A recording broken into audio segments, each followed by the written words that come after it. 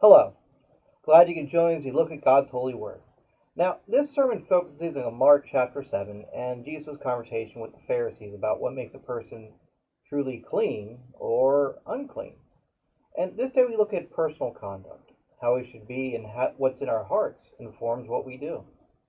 Now, I'll begin by reading from James chapter 1 as James talks to the people about the right way of conduct as a Christian.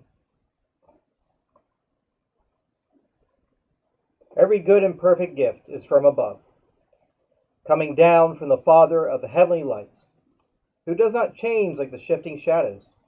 He chose to give us birth through the word of truth, that we might be a kind of first fruits for all he created. My dear brothers, take note of this. Everyone should be quick to listen, slow to speak, and slow to become angry. For a man's anger does not bring about the righteous life that God desires. Therefore, get rid of all moral filth and evil that is so prevalent, and humbly accept the word planted in you, which can save you. Do not merely listen to the word, and so deceive yourselves. Do what it says. Anyone who listens to the word, but does not do what it says, is like a man who looks at his face in a mirror, and after looking at himself, goes away and immediately forgets what he looks like. But the man who looks intently into the perfect law that gives freedom, and continues to do this, not forgetting what he has heard, but doing it, he will be blessed if he does it. If anyone considers himself religious, yet does not keep a tight rein on his tongue, he deceives himself, and his religion is worthless. Religion that God our Father accepts as pure and faultless is this: to look after orphans and widows in their distress, and to keep oneself from being polluted by the world.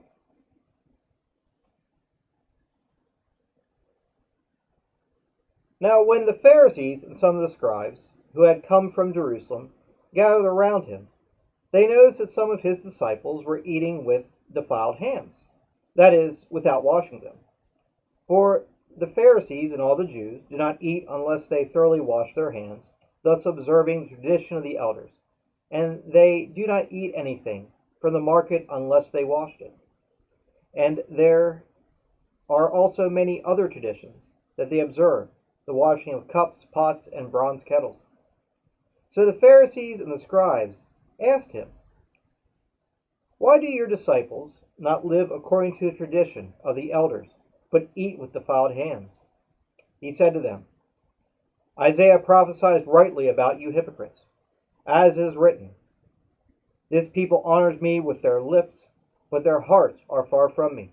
In vain do they worship me, teaching human precepts as doctrines.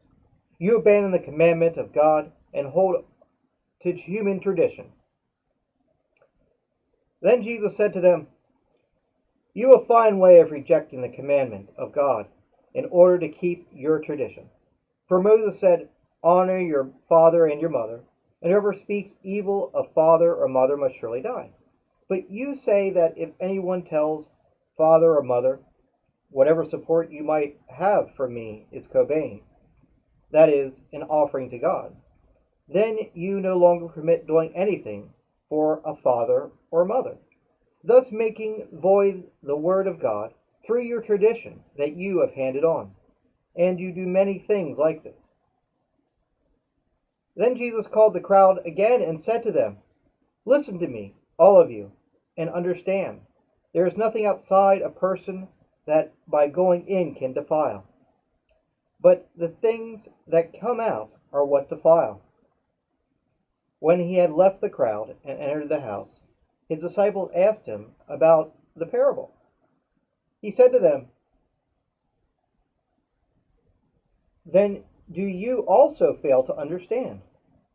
Do you not see that whatever goes into a person from outside cannot defile, since it enters not the heart, but the stomach, and goes out into the sewer?"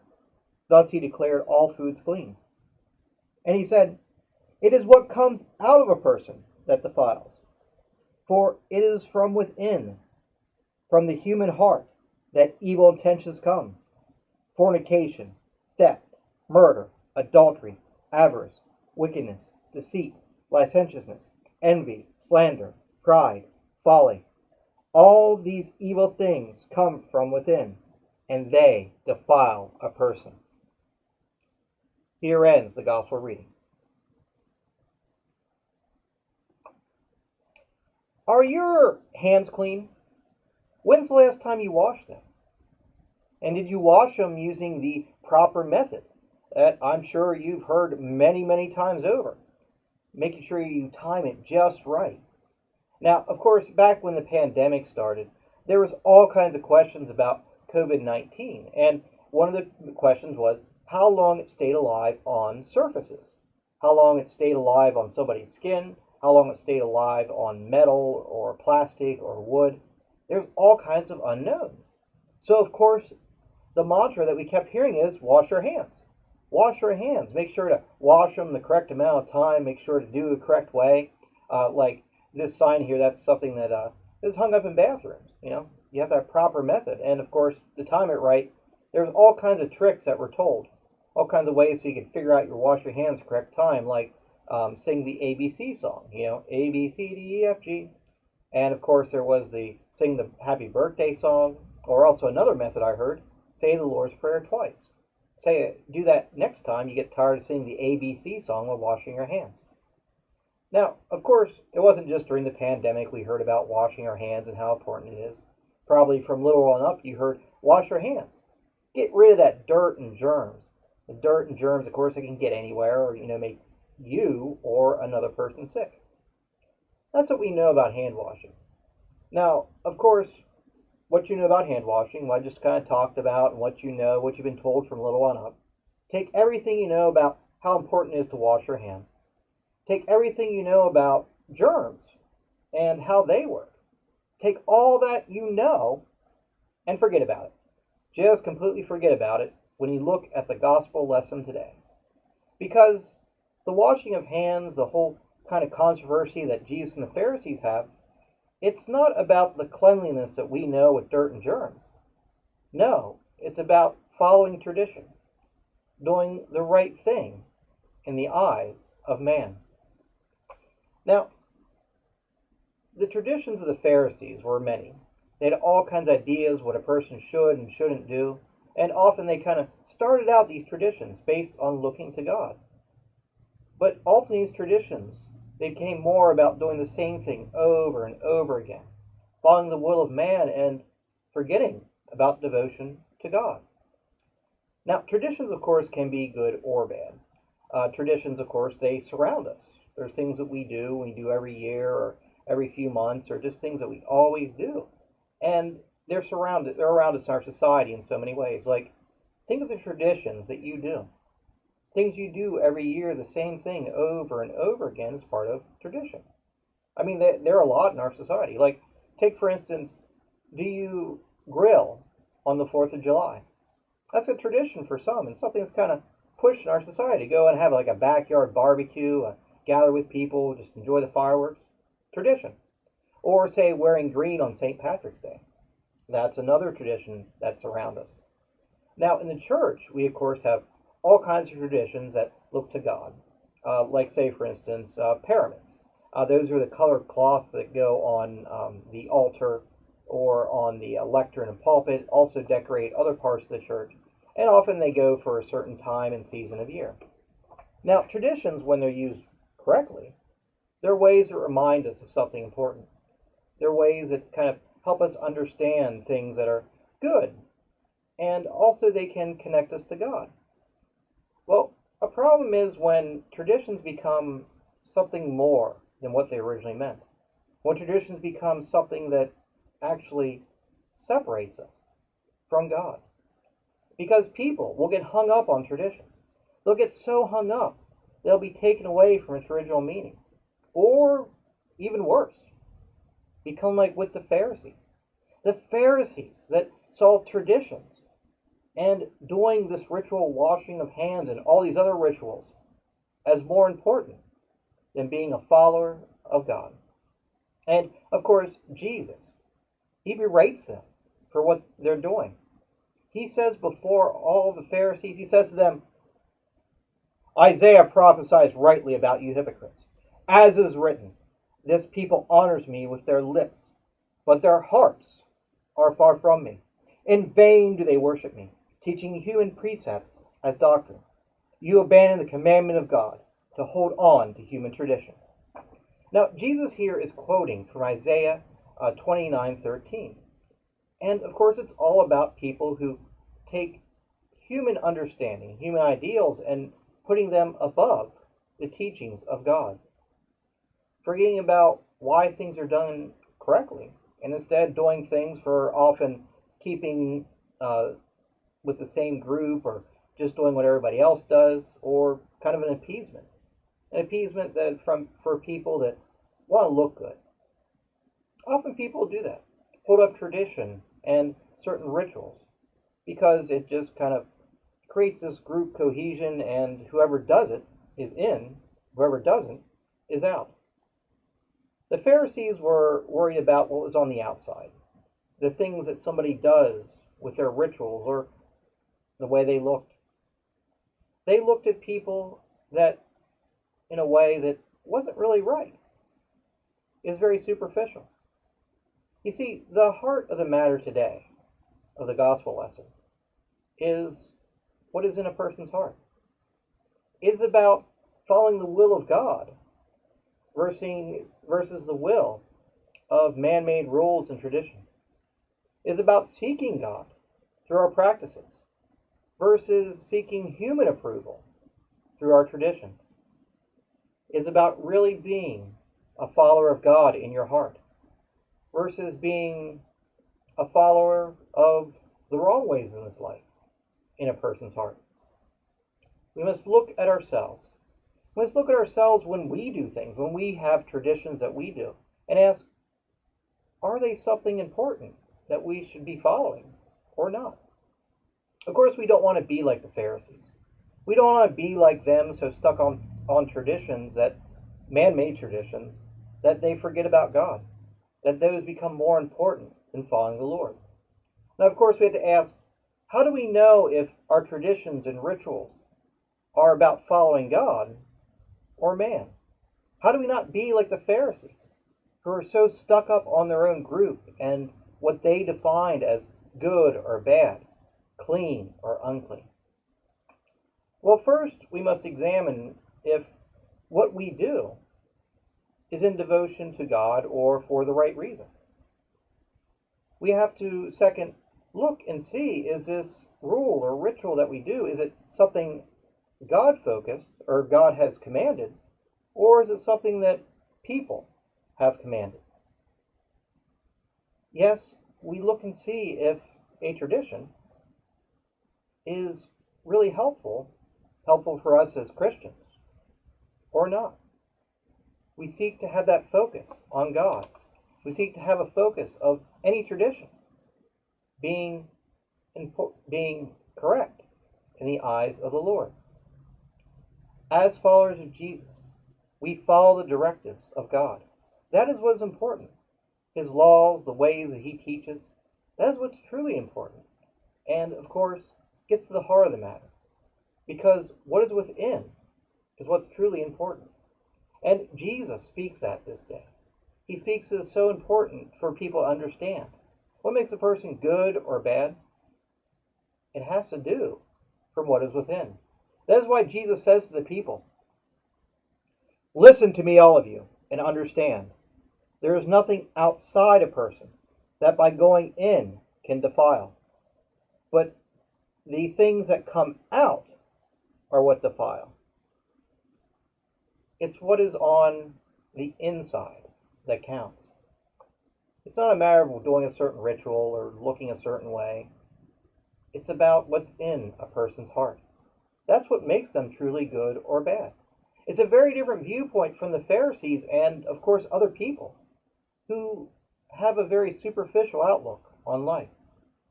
Now, I'm sure you've encountered people like that in your life. People who will look at others and they'll judge them if they're good or bad by simple things, by the earthly things of this life, like maybe the clothes they're wearing. They'll determine they're good or bad by that, or what kind of car they have, or what kind of house they have. These kind of superficial people, these people who judge often, for their own kind of self-arrogance or to help support whatever group they're a part of that, likes to look down on others. They surround us. But that is not the way of Christ. That is not the way of God. That's not the way we look at others, because the truth is, we can never truly know what's in a person's heart. We can never truly know what's on the inside. We don't know if they're good or bad. That's really up to God, for He, the creator of the universe, is the only one who can see, who can truly see what's on the inside. Like, take for instance, say, one of the many different melons that are coming on this time of year in their gardens, and of course, you see a lot of grocery stores, like say a watermelon or cantaloupe. Now, you can look at one of these, and on the outside, you don't know if it's good or bad. It'll be nice and sweet or kind of bland. You really don't know till you kind of open it up and examine it.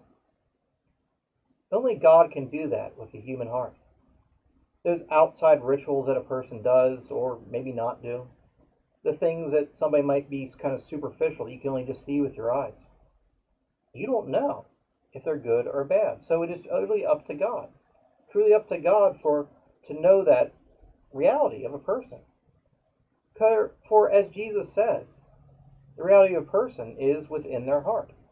And within our heart guides us, because God knows that. Just as God knows if we're good or bad because of knowing inside us. He knows that when we have bad things within us, that comes out. Just like when we have good within us, that comes out. And that's what Jesus gets at this day. If a person is clean or unclean, good or bad, it matters what is within. When Jesus said there's nothing that defiles somebody by going in, is what comes out defiles them, he of course talks about the reality of sin. Now, the disciples, they don't really get what Jesus is saying. When Jesus, of course, he says that phrase about, not anything coming in causes somebody to be defiled, but of course going out does. Of course, they're not really sure what he means, so they ask him. And Jesus tells them this to help clarify the point. He says, "Is what comes out of a person that defiles, for it is from within, from the human heart, that evil intentions come: fornication, theft, murder, adultery, avarice, wickedness, deceitfulness, licentiousness, envy, slander, pride, folly. All these evil things come from within, and they defile a person." All these sins that Jesus lists, all these things, those come from within a person's heart. When those sins are there, that's what makes a person truly unclean. And that's what causes so many trouble. Because it's that sinful things that are on our hearts, the sinful ways that cause us to act wrong. Because we have this sin within us. We act on it. We act on it and do so much wrong in this world. Now, when Jesus, he kind of lists all these different kinds of sins, and of course the wrongs in a person's heart, there's actually kind of categories to it. We can categorize them in different ways and look at the ways that when we act on them, bad things happen. Like, first you can kind of look at it from a kind of the sexual aspect of it. The fornication, the adultery, and also licentiousness. These are different ways that somebody uses their sexual aspect of their person in a wrong way. It's ways that a person will, say, kind of not restrain themselves when they should. Or say, of course, do things outside the marriage covenant. Sexually, things that should not be done. And there's a huge problem when people have these within their hearts and, of course, act on them. Because from what was within goes out. There's people at the viewpoint that sexually another person is nothing more than, say, a piece of meat to be used and thrown away like yesterday's garbage.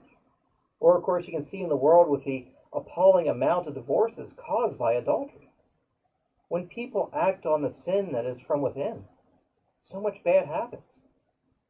And it's just like the next set of problems. And Jesus, you can kind of take these and put them together. And these types of sins have to do with greed. The greed is on a person's heart. And of course, Jesus lists them as theft, avarice, and envy. Now, these are taking things that are not yours, or being so greedy that you kind of hate a person because they have something you do not, or just generally having an attitude of, I just want to keep taking more and more and more. It's a wrong attitude to have, and it causes so much trouble. By greed, so many people have been hurt. From a local level to see a national level, I'm sure you've probably seen it. Problems with the banks, problems with, just between family members. When people are greedy, so much wrong happens. That greed is in a person's heart and then it's acted upon. So much trouble, so much wrong. Now, the next set of sins that can be in a person's heart, Jesus talks about, have to do with violence. You have murder, slander, wickedness. Now, of course, it's seeking that destruction in another person. Destruction both physically and by words. You seek to destroy a person. Seek to destroy a person by doing wrong things, by being just really nasty. And we see this in the world around us. Those who act on their impulses of destruction, the destructive sin that is within. Like, of course, just look around on the news. Is everything going with Afghanistan right now? There's other parts of the world, and of course, in our own country. Stabbings, shootings, fights, regular things that happen on our streets.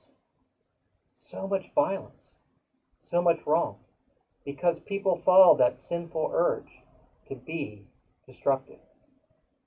Now, the next set of sins that Jesus lists have to do with, say, a personal viewpoint. You have pride, you have folly. And these have to do with how a person views themselves and the world around them. They see people around them as lower or not as important. There's an arrogance thinking that, they've accomplished everything in the world, so everybody else can be looked down upon, ignored, or just treated poorly. And it's an attitude of just seeking stupidity. That personal outlook that causes so many troubles. Yes, when there is that sinful nature, that sinful, wrong, unclean heart, bad things happen. Because from what is within comes out. Those wrong ways, those wrong directives. Now, our task, our challenge, is to be a people of a pure heart. To fight against those sins that can so easily creep inside us and cause us to act. Act in so many wrong ways where we hurt ourselves or others. Ways we turn our backs on God and truly become unclean. Seek to have a pure heart, resisting those sins. Resisting those sins and being a strong follower of Christ. And know this, for this is the good news. For with Jesus, He can cleanse us of our sins. He can wash our hearts so they are pure once again. So we ought to worry about dealing with all these sinful things. By following Him, by looking to His grand forgiveness, we can be clean, truly clean. So follow His ways. Follow the ways of Christ who cleanses. Christ, who is truly the way. And make sure to follow Him. Not the traditions of man that can become kind of a doctrine unto themselves. The ways like the Pharisees. No. Make sure you follow Christ. Make sure your traditions, your rituals, or what you do are grounded in truly following Him. Truly looking to Him who blesses us with pure hearts. Amen.